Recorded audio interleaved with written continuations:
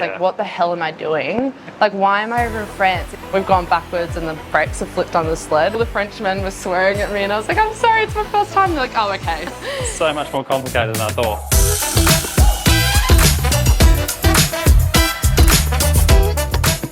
G'day guys, my name is Callan Durlick and welcome to Working With. Today we're going to be working with Desi Johnson. Thank you very much for being here. That's all right, thank you. Been very excited to talk to you. Yeah. Because you're a bobsledder. Yeah. And we're doing a bobsled specific workout today. Yeah, so it'd be specific around what I do for bobsled, especially when I'm here in Australia in the summer. So it looks very different to what we do when we're in the winter. So we do as much as we can here in the summer, and then when we're over there, it's a lot different. So yeah. Nice. An Aussie bobsledding. Yeah. How did you even get into this to start with? Like, I started doing athletics when I was 9, 10 years old. Yeah.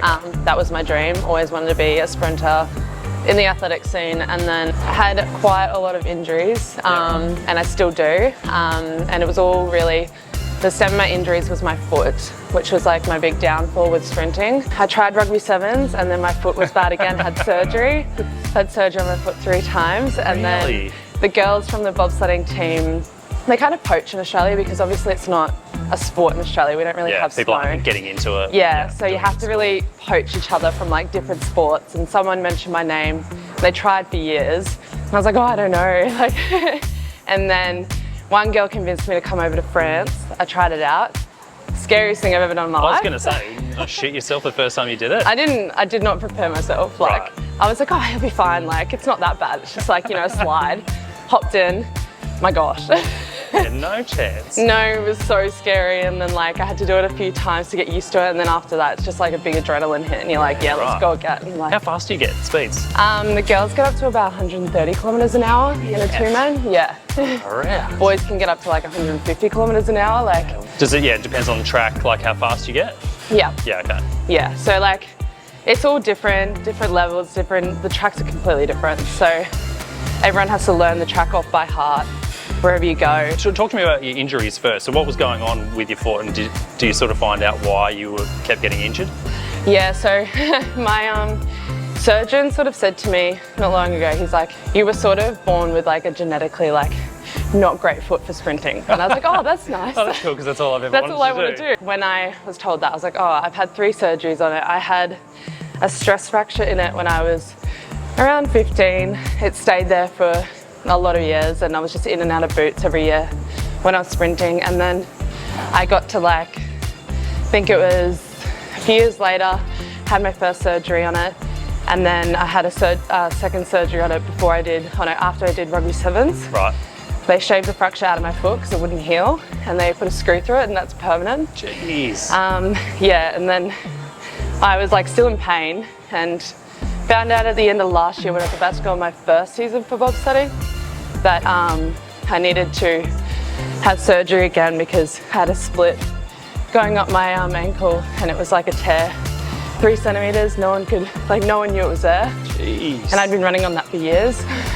And what, just not feeling pain or just feeling something? And, oh my God, what are you doing? I was just like, you know, pushing through, and yeah, it'll be fine. Because everyone's like, oh, the scans are coming up as nothing. They had to actually cut it open to see. Yeah. You literally go to where? France for your first ever bobsledding? So I went to France at the start of last year, and it was just like a training camp. Sort of they introduced me to it, and they were like totally chill about it. Like, come over, if you don't like it, go home. Like, just try it out. Yeah. I was like, okay, like making it easy. So it was like, I think 2 weeks or a week before I booked the trip to France. It's like, oh yeah, I'll go. And then, yeah, I went, and everyone's like, are you nervous? Like, are you scared? And I was like, no, not at all. Like, these are all Olympic bobsledders and stuff. I'm like, I'm chill, like, whatever. I was like, I'm really just scared about like braking at the end. Like, how do you brake? Because my role is brakeman. Right. So I need to brake the sled. Yeah, okay. It's going like 130 kilometers an hour. Like, so what does that actually entail? Yeah. So there's like 2 levers sort of that sit in between your legs. Right. And as a brakeman, you jump in the sled, and then you've got to tuck yourself in, and you don't see anything at all. The only thing you see is like a little like rectangle at the bottom of your sled, and that's where the ice like goes through. Right. It's the only thing you see. So you're going 130 kilometers an hour, you don't realize you are. Just trust. Yeah, you just have to trust the pilot because she's driving the sled. So basically you got to trust her with your life. God. And you have no idea what's going on. Like, yeah, and you're in this back of the sled and you come out and you've got like bruises head to toe. Because we get like whacked around in the back of the sled because it's going so fast. And you're not seeing where the corners and stuff coming up, so... No, so it's pretty scary. You're not selling it to me. No, it's fun. Not to do anyway, I like watching it, but I don't want to do it. Yeah, maybe you'd like skeleton, you just jump down head first. Was that ever a thing that you could have done? Oh, like I can, but I think I'm a bit like too big of a build to be able to do that. Right, okay. There's like, the other thing with the sport is like weight limits and like different variables that you have to like follow. You're meant to be a bigger person as a brakeman, you're meant to be strong and fast. Yeah. So usually we look like a bigger, sort of stronger build, which is like why they try to poach me into it, because like you're perfect for it. But now, the girls that like pilot, you've got to meet the weight. So there's a certain weight limit, the sled, your uniforms and the two girls combined. Right. If you don't hit that, you're disqualified. Jeez. And it can land all on me. Yeah, right. Because if the girl, like the pilot wants to be a certain weight, you have to be a certain weight because it's up to them. Oh, so you're like talking to each other, what are you going to hit, what are you going to hit? Yeah, right. And she's like, okay, so I'm this much weight, so you need to be that much weight. I'm like, really? Yeah, right. So yeah, like this whole time I've been like, these past couple of months, I've been just really prepping down and I'm dieting the whole time just to try and hit the weight that I need to. Yeah. Just because I'm like a really tall person as well. Yep. All of the tall girls struggle in the sport as well. Yeah, right. Yeah, we're just tall and that adds extra weight as well. Yeah, so, yeah. And you're supposed to tuck yourself in and Yeah. fit into a tiny little Yeah. spot. Just a quick break from the workout to let you know that this episode of Working With is brought to you by my gym partner, Revo Fitness. Revo gyms have got literally every single piece of equipment that you need for a great workout. Great for chest. All the gear for your back. Massage chairs for recovery. Plenty of squat racks for leg day. Just turns out that I hate leg day, so I'm not going to demonstrate that for you right now. You got great lighting for gym selfies. I look jacked in this mirror. Pilates studio, arms. And just so you know, this is a special, like, very heavy bar that doesn't need any weights, all right? And you get all of it for only $9.69 a week. And do you know what you get for $9.69 a week these days? Absolutely nothing. They're open 24/7. There's always one nearby, so no excuses. All right. Let's get back to the workout. Compared to like how you were training before as a sprinter, did you have to change a lot, or is it pretty similar still? It's surprisingly pretty similar, like in the sense of with bobsledding, like they do try and take a lot of sprinters over because it is like the main thing is like sprinting, pushing at the start, but you've got to be strong as well. So I feel like I've added in a lot more gym than what I was doing with sprinting. More so it's like, so it's like you've got to be really strong. Whereas in sprinting it wasn't, it was more so like real fast and powerful. This is still like that, but you've also got to be like bulkier and like stronger because you've got to push a sled that's 170 kilos. Right, so how much it is. Yes, yeah. So yeah, and you've got to get that as fast as you can. The push time at the start is like my sort of thing. I've got to try and get that as fast as possible. Yep.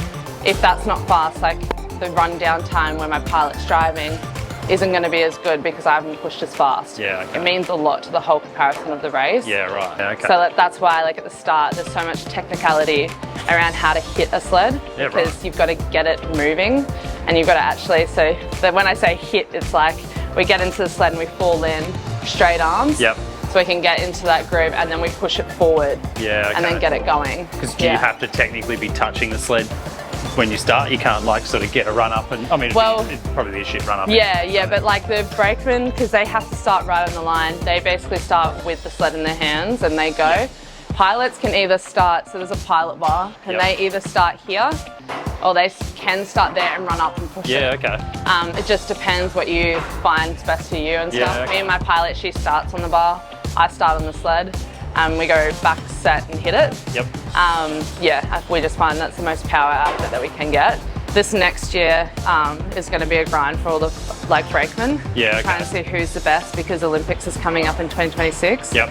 and 2025 will be like the qualifying period for that. Yeah, okay. So we've got to try and show like that we're the fastest, we're the strongest sort of pushers and everything, so that we can get on like the best team. Yeah, so we can't take two teams? Yeah, you can. So there's 2 quota spots, so 2 will go. Right. Oh, well, depending if they both qualify. Yeah, so okay. Just depends, and it depends on a world stage. It's very hard, like it's different with all the qualifyings. Like there's, I forgot how many, I think there's about 8 spots or something, or 5 spots, I think, for the Olympics with 2 sled nation teams. So Australia's are 2 sled nation teams because we only have 2 pilots, 2 sleds for women.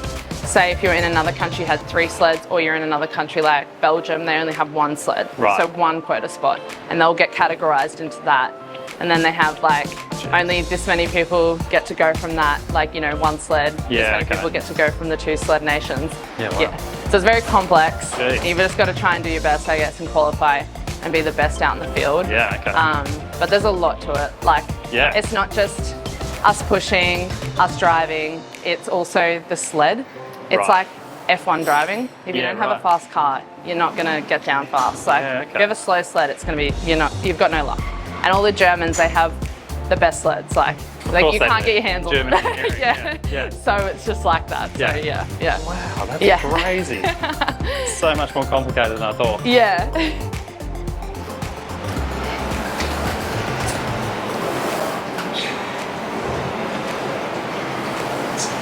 Your form is immaculate with Oh, that stuff. thank you. Yeah, so good. I'm watching going, oh, that's how I need to do it. Try not to go so low so my mic doesn't come off. Oh my God. Nice, come on. Nice. So a lot of your stuff is very like the more explosive sort of power stuff. So you're not sort of trying to lift lots light. It's very like heavy, you know, short, sharp stuff. Hey? Yeah, exactly. So it's like the short reps and like heavy stuff. Yeah, because obviously that's what we've got to do when we slide and stuff as well. Yeah, right. We do a lot of hamstring work as well and stuff, obviously, with our running and everything. A lot of people do also do like neck work as well, because Yeah, there's G-forces. crashing and there's G-forces. Have you crashed yet? I haven't crashed yet. Yeah. Apparently I'm not a bobsledder yet, so. Oh no, don't. Apparently you're not a bobsledder until you crash, so I'm like, but Jesus. touch wood, please. I don't want to crash. Yeah. We wear motorcycle helmets, Yep. obviously for when we crash, concussions and everything like that. We have burns vests, so like a motorcycle, so if we fall out of the sled or if we're shoulders touching the sled when we flip over, we can get like burns from the ice, and we don't have seat belts. We don't, like, a lot of people are like, oh, don't you just strap yourself strap in? in, yeah. No, like we're holding ourselves in, and like you can feel like your bum sits at the back of the sled, and all I'm holding on is 2 like poles on the side of the sled, so like the lining of the sled, and I'm like just tucking myself in as tight as I can. It's crazy, like it's like, I'll show you the way I like sit, but I've got my head between my knees and then I'm tucked in like that basically. And it's like, if you don't have flexibility as well. Yeah, I was like, gonna say, I don't think you're can't gonna be get able to done. sit like Yeah, it is a very expensive sport though. Yeah. Even for a brakeman, myself, we fully fund ourselves. It comes out of our pocket. Yeah. We get really no funding at all. Yeah, so talk to me about this, because we sort of had a quick chat before today, and yeah, I've spoken to a few athletes through doing this show, and this is the most interesting thing to me, and it's you know, it's probably similar to, I guess, the arts as well. You know, like there's no, you know, if you want to become a filmmaker and stuff like that, you can't really rely on governments and government funding. Yeah, right. Because there's just not enough to go around. So you kind of either need to do it yourself, or you know, have someone that's going to support you. So you are literally paying for everything yourself. So what Australia doesn't have, like we've got Winter Olympic teams, right? I think it's because it's not winter sport in Australia isn't as big as other things that we do. Like, and they just don't have enough funding to be able to fund all the athletes. The best of the best, she like will get the funding, right? Because she's got potential of medaling at the Olympics, so they will put everything into her. Yeah. But for everyone else, it's a bit more difficult. Yeah. We might get like a flight maybe paid for here and there, but like not really. Like I think we're getting a little bit more this year, but it's really nothing at all. A season for me, and I've meant to be like over there since say October. Yeah. And I'm only going start of January. My season still on a base is going to cost me like over 30 grand. We have like 2 sleds, right? She has to drive a monobob as well as a 2-man. Right. And the 2-man second hand costs 70 grand. What? Yeah. So they're like the cost of a car. Like they're insane. Oh, right. And that's, like you said, not even the best of the best kind Yeah, of sled. that's not even, like that's not the best of the best sled. Like the best of the best sleds are hundreds of thousands of dollars. Like, so it's a wonder we have anybody like yourself doing it, because well, that's the thing. you're paying it for yourself, and then like, say you get on the Winter Olympic team, like then what do you Well, I think it changes a little bit more. Yeah, I guess when you make the Olympics and stuff, or you make the team or the best team, like I think there'll be a little bit more funding. I'm not too sure how it works, but to be able to get there is the biggest struggle, and that's where people don't actually do it. Because like even before I started, I was like, I'm not doing it unless I get like funding, because I can't afford it. And even like the end of last year, I moved back home. Like I was like, I can't rent while I'm overseas for like 3, 4, 5 months a year. So I moved all my stuff back home because I was like, it's just too expensive. Like I'm gonna be living overseas. And yeah, I sort of was scared. I'm still scared, like, and I'm so nervous to go over because I'm like, it's just so much money. And I want, like, and now I know like why people don't do it. And we try and get a lot of people into it when we do testing days and stuff, but we give them the harsh reality. Like, it's like, hey, this comes out of your pocket. It's very expensive. It's a very expensive sport. Like, unless you don't have like support, sponsors, funding from people, like it's pretty impossible to do it. So like people just try and work as much as they can up until it, and then just see what they can do. I spoke to the boys yesterday over social media, and even I said, oh, are you going to be there till March, which is World Champs? And they're like, we don't know. So because they just don't have enough money. So it's kind of that thing, like they won't even do World Champs because they don't have enough money, which is just sad. Because like we're representing Australia, we're representing the country, 100%. Like that's hard. And so I noticed you've got a GoFundMe out. Yes. We'll get a link to that. Chuck it up. Cool. For sure. But then what, you're just like working as much as you can to pay for it as well? Basically. So I've got my GoFundMe. I sort of just started that up just to see if anyone did want to donate to that. But it's sort of like looking for sponsors for me mainly. I work on social media, which is like, I'm so lucky and so grateful that I can do that now, that like I've turned that into sort of a full-time job for me, which is really good. That's where I'm like, okay, I need sponsors while I'm overseas. I need people that are going to support me while I'm overseas. So it's just trying to look for that. So I just try and do as many jobs as I can before I go. And that's why this month's going to be really busy for me. I'm going to be in the UK, I'm going to be everywhere, like just trying to get as much as I can.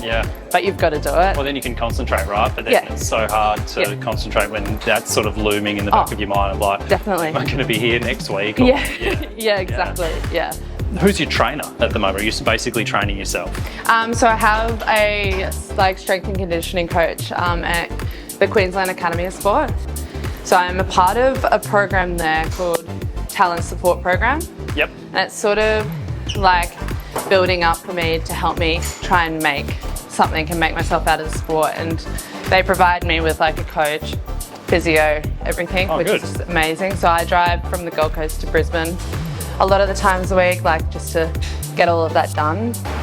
Nice. Straight up, nice. Look at you go. It's that little vein in the top of my head. So what does the diet look like at the moment when you're cutting? So I've tried a heap of diets, especially with like my career of sport and stuff, with sprinting and everything. I've done macro dieting, like low FODMAP diets, everything. And I've actually hopped onto a diet called, it's like a metabolic balance diet. I think they base themselves in Germany, but basically they actually do a blood test, see what foods affect you, what foods don't, what foods are good for your gut, and you're only allowed to eat those certain foods. So I have a list of like poultry items that I can have, meats, specific veggies, fruits. So like the only fruits I can have are apple, mango, and papaya.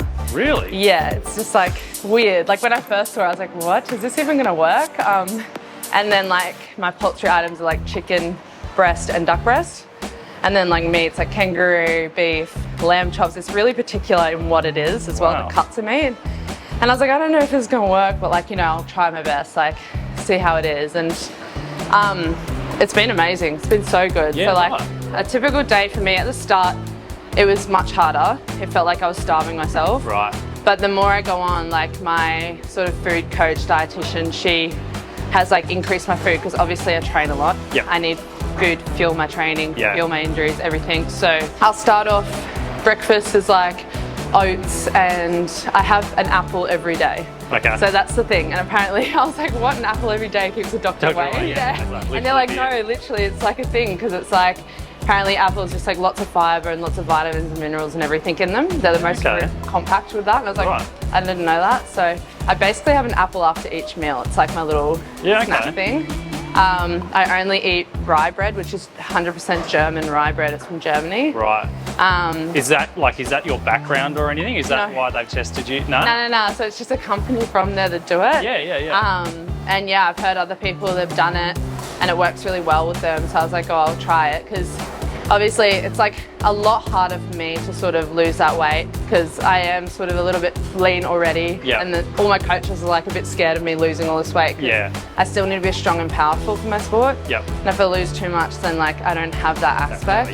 But I remember the first 2 times I did the runs, I was like, oh yeah, I'm fine. And when it was in France, and I was just freaking out about the brakes. And no one really stuffs it up. And I was like, oh, I'm gonna stuff it up somehow. I was like, so how does it feel when you pull the brakes? And they were like, oh, it's like a heavy deadlift, someone told me. And I was like, oh, like I can deadlift pretty good. Like I'm gonna pull this thing real hard. And I've got to the end, literally. And I'm like, during the race, I was like, just in so much shock of how crazy it was and how loud it was. And like, I was being banged around. I was like, what the hell am I doing? Like, why am I over in France in this sled going down a track? I'm gonna die. And like, you're just not thinking, but you've got to listen, because you've got your head tucked between your knees. You can't see a thing. The pilot's driving. She knows when the braking stretch is coming up. Every braking stretch is different. This one at La Plagne was like 100 metre sort of straight going up. So you sort of start to slow down. Sometimes you can slow down enough that you don't really need brakes. If you're going fast, like sometimes there's nothing at the top, or there's like a concrete wall, or there's like a slab. So you've got to brake. And she's like cool to brake, and she hasn't looked around to see if I was off.